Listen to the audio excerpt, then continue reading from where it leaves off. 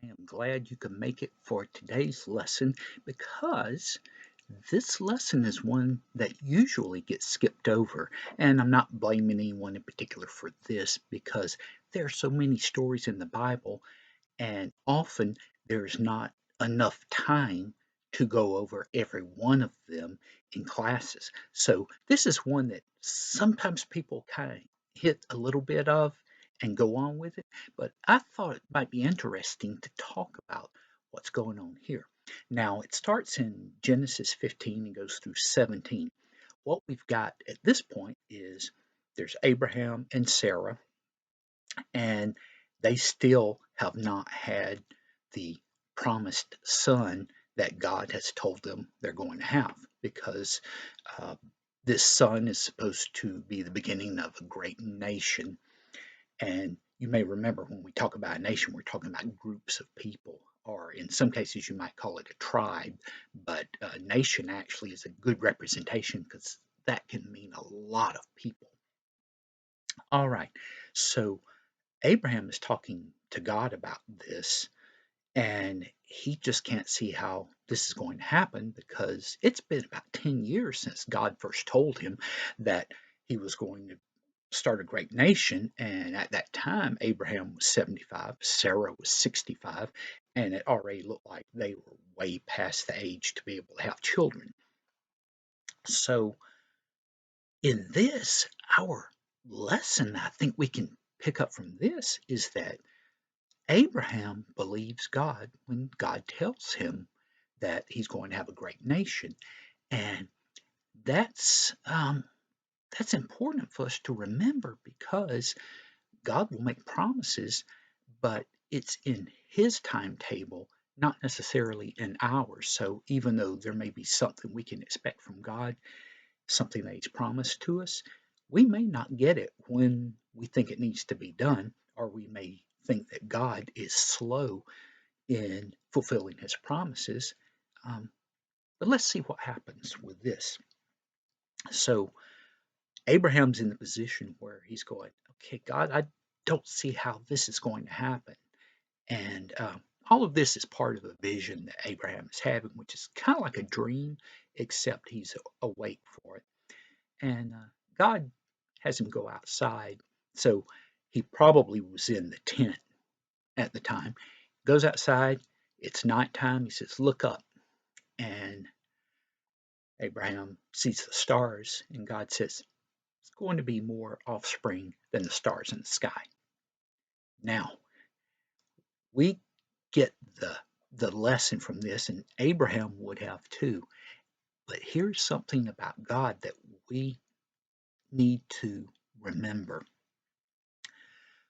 Abraham could only see so many stars. In fact, if you look at the backdrop behind me, you can think of that being like the night sky you would have seen. But actually, in the night sky, this doesn't even begin to show the number of stars that are there. There are a lot of them you cannot see unless you have a telescope, and even others that are so far away, the light has not reached us yet. So there will be more and more stars coming into view as time goes by. So God's promise is much bigger than even what Abraham can see, but he gets the idea of what's going to happen.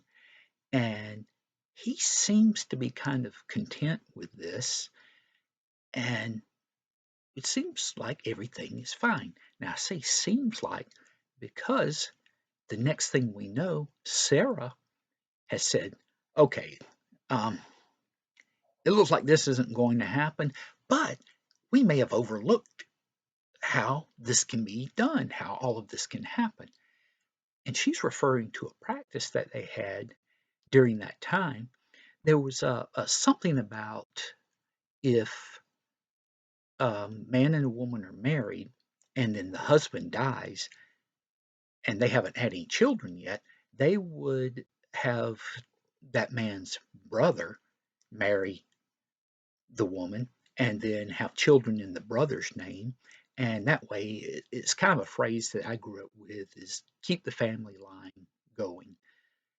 And in this case, she was looking at it as okay, it's not that Abraham has died, but it's that we can't have children. So if we bring in another wife for Abraham, then she can have the child for Abraham and they'll take care of the problem. So she has this servant girl, woman named Hagar. Now, Hagar is from Egypt, but apparently she's been with them long enough, and Sarah picks her out of all of the servants that she could have picked and has Abraham marry her. And sure enough, before long, we find that Hagar is going to have a baby. And okay, it looks at this point like everything's going well. Then something changes. Well, Hagar starts treating Sarah badly. And it has to do with the fact that she's going to have Abraham's child and Sarah cannot. And then Sarah gets mad about this and she blames Abraham for it. And this, I'll just come right out and say, this is unfair to Abraham because it was Sarah's idea in the first place. But Abraham did go along with it, and it showed a lack of trust in God by them trying to figure out what God meant rather than talking to God about it. Now, they had waited the 10 years and nothing had happened, but still, um, it seems here too that Abraham thought that, okay, this was the way to get the child, and there's a baby boy who gets born, and he ends up loving the child. Now, before the baby's born, after Sarah is angry, she wants to get rid of Hagar. And Abraham kind of says, okay, if you want to send her away, send her away. Well, she does, kicks Hagar out, and Hagar leaves. Well, sometime later, when the Bible picks up Hagar's story, we find that she is on the road back to Egypt and she is stopped uh, at, at an oasis or spring of some sort. And she's just upset, as you might imagine. The angel of God shows up and says something like, why are you here? And she talks about what has happened, and the angel suggests that she go back and remember that she's supposed to be working for Sarah, not being mean to Sarah or trying to make fun of Sarah. Now, a side note here, we find that the baby she has is going to be like Hagar, but Hagar does go back and she humbles herself and acts the way she's supposed to. The baby boy is born. They call him Ishmael. And Abraham's thinking, okay, this is the child we're looking for, and he's my heir, and I'm going to raise him. You see, up to this point, um, it looked like there was going to be no heir, and one of Abraham's servants was going to be the heir to Abraham's fortune, and that would be the end of everything God had planned. But again, uh, Abraham has no idea what God is capable of doing. And to be fair, he did not have the Bible to look at and study, so you can understand that. And he's thinking Ishmael is the one. Well, Ishmael gets to be about 13 years old.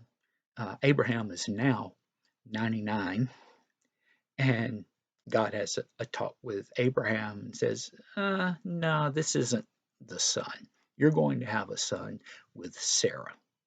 So it's been another 13 years, and God's straightening Abraham out on the plan.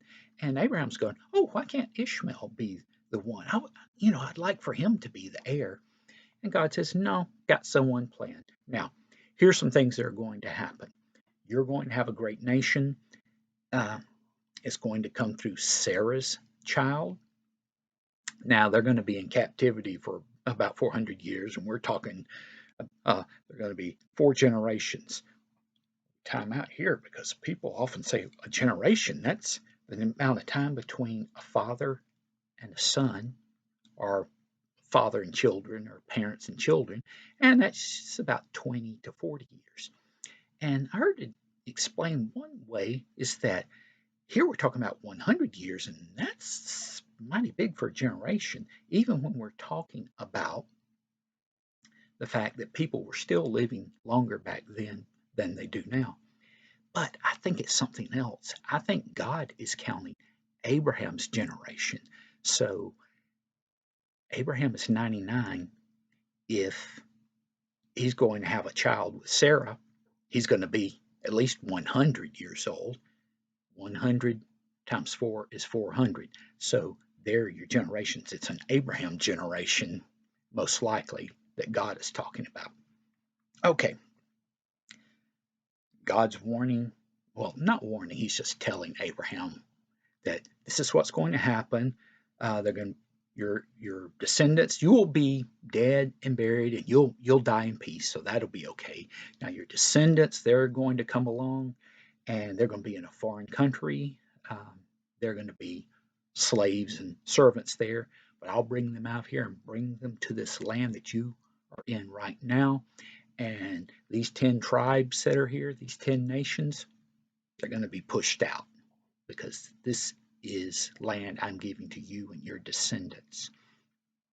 So Abraham has been given kind of a heads up on this is the long term plan. Up until now, God's been um, withholding some detailed information. He's been giving things in broad terms. He's been saying, okay, in general, this is what's going to happen.